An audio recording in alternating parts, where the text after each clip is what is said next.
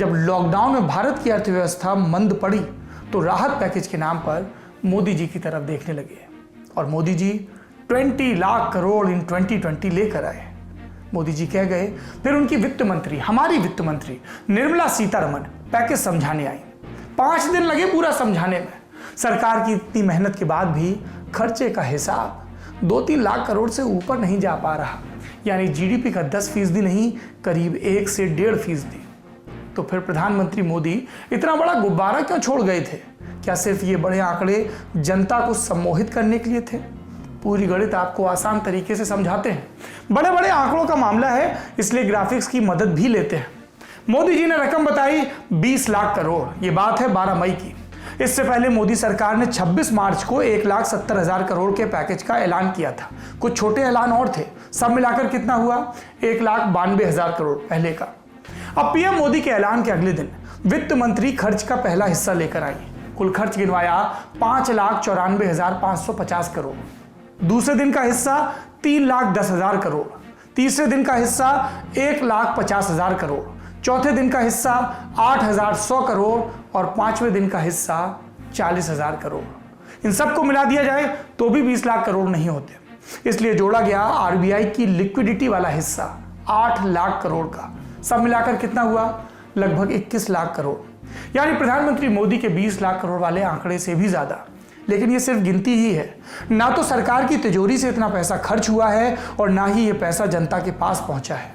तो फिर हुआ क्या? ये समझने के लिए सरकार के आर्थिक पैकेज की शैली समझनी होगी कि राहत पैकेज आखिर होता क्या है। मोटे रूप से 3 तरह के पैकेज सरकार देती है। पहला राजकोषीय, हम सरकार को टैक्स देते हैं, सामान पर भी टैक्स लगता है। फिर सरकार की कमाई के और भी जरिए हैं, जैसे बरसों पुरानी अपनी कंपनियां बेचना वगैरह। ये सब पैसा सरकार के राजकोष में इकट्ठा होता है, तिजोरी कह लीजिए। अब मंदी या आर्थिक संकट में सरकार यही पैसा किस तरह वापस कर दे, टैक्स छूट या कैश ट्रांसफर या कोई और खर्च, तो इसे राजकोषीय यानी कि फिस्कल पैकेज कहेंगे। दूसरा फाइनेंशियल या वित्तीय पैकेज, इसमें सरकार बैंकों से कहती है कि आप अर्थव्यवस्था में लोगों को कर्ज देना शुरू करें। सरकार नियमों में ढील देती है या कर्ज लौटाने की गारंटी भी खुद ले लेती है। और तीसरा होता है मौद्रिक या मॉनिटरी। इसमें अर्थव्यवस्था की हालत देखकर रिजर्व बैंक ब्याज दरों में कटौती करता है ताकि लोग लोन लें और बाजार में पैसा पहुंचे। कोरोना संकट के बाद से आरबीआई ने कई कदम उठाए, जिससे बाजार में 8 लाख करोड़ रुपए आने का अनुमान है। आए या नहीं, कितने आएंगे ये पता नहीं, क्योंकि बैंकों से लोन तभी लिया जाता है जब धंधा बढ़ाना हो। लेकिन अभी तो सब कुछ ठप सा है, बाजार में कोई कर्ज लेना नहीं चाहता, क्योंकि आगे क्या होगा इसे लेकर कोई पक्का रोड मैप नहीं है। ऐसे में कोई जोखिम उठाने को तैयार नहीं। 21 लाख करोड़ में 8 लाख करोड़ माइनस कर दीजिए, बचा 13 लाख करोड़। अब इस 13 लाख करोड़ में ज्यादातर वित्तीय पैकेज का हिस्सा आता है, यानी एमएसएमईज या दूसरे सेक्टर को दिए जाने वाले लोन को बढ़ा दिया गया है। लोन सरकार नहीं देगी, बैंक देंगे, फाइनेंशियल इंस्टीट्यूशंस देंगे। सिर्फ कुछ मामलों में सरकार गारंटी देगी। पैकेज का ये हिस्सा कितना है? करीब 11.5 लाख करोड़। लेकिन इसमें भी सरकार का कोई खर्च नहीं है। सरकार ने मनरेगा में पैसा बढ़ाया, जनधन खातों में पैसे डालने जैसे कुछ फैसले भी किए। खर्चा इसमें ही हुआ। कितना हुआ? बिजनेस टुडे में बर्कलेज रिसर्च एजेंसी के आंकड़ों के मुताबिक करीब 1.5 लाख करोड़ रुपए का खर्चा हुआ। और ये कितना हुआ? जीडीपी का 0.75%, यानी पैकेज था जीडीपी का लगभग 10% और उसमें से सरकार ने कितना खर्च किया? 1% से भी कम। सबसे बड़ा और असरदार फैसला मनरेगा को लेकर किया है मोदी सरकार ने।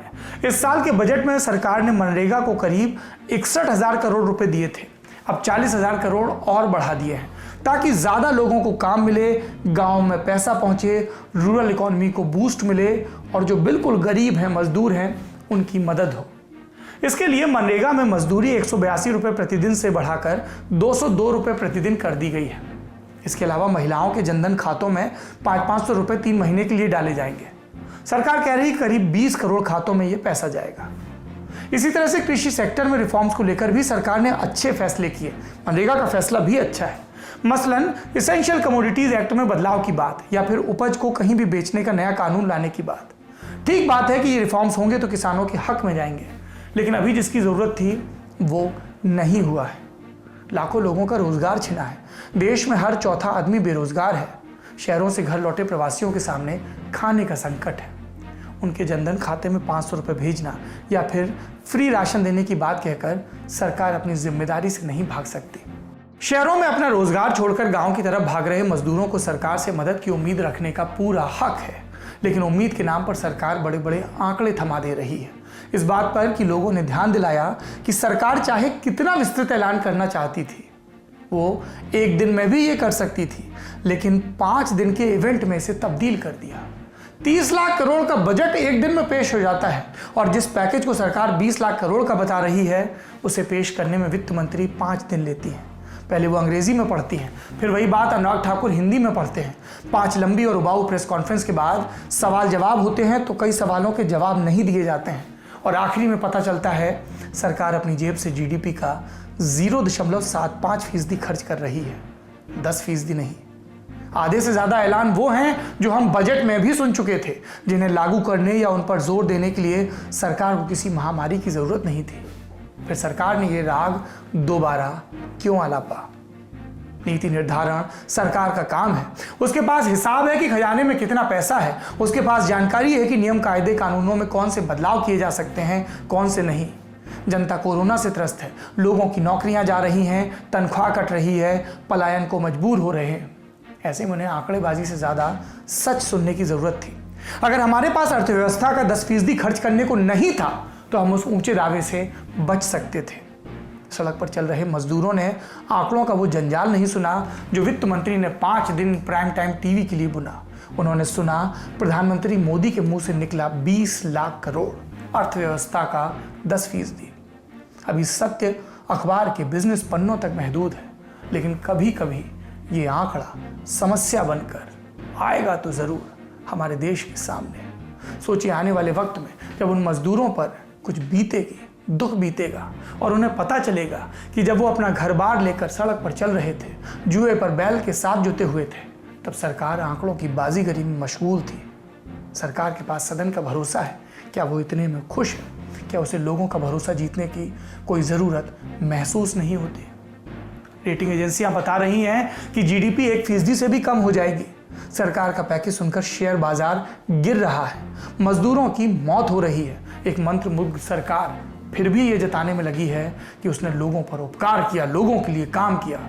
इससे पहले कि बहुत देर हो जाए, सरकार को अपने काम करने का तरीका बदलना चाहिए और लोगों से सत्य बोलना चाहिए, घुमा फिरा कर नहीं, बिल्कुल प्रकट सत्य।